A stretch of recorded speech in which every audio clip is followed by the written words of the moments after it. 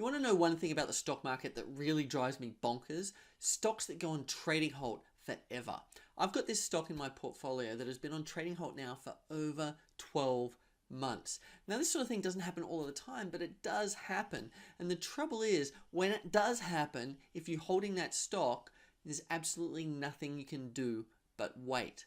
So what's the solution? If you're holding a stock that goes onto trading halt, there's really nothing you can do until the exchange decides to let it come off trading halt. Now that might be 1 day, 2 days, 5 days, or a year or more.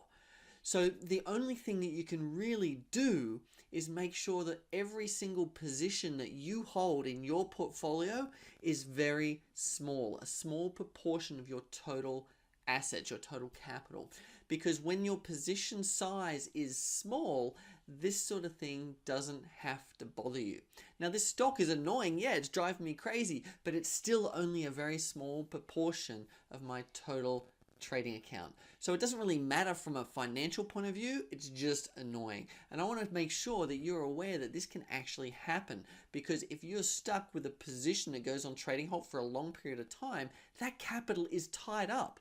And if you've got a 10 or 20 or 30% position size, or 20 or 30% of your capital is in that trade, then you are going to be completely hamstrung in your trading account. And if it never comes off trading halt, you're absolutely screwed.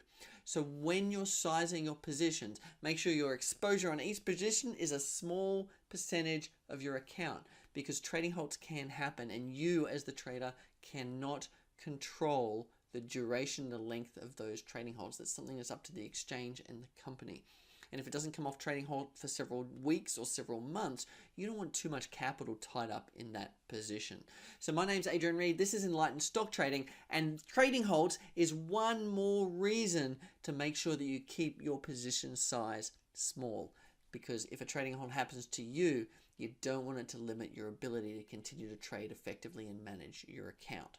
Keep your position size small. Until the next video, I'm Adrian Reed. This is Enlightened Stock Trading. Bye for now.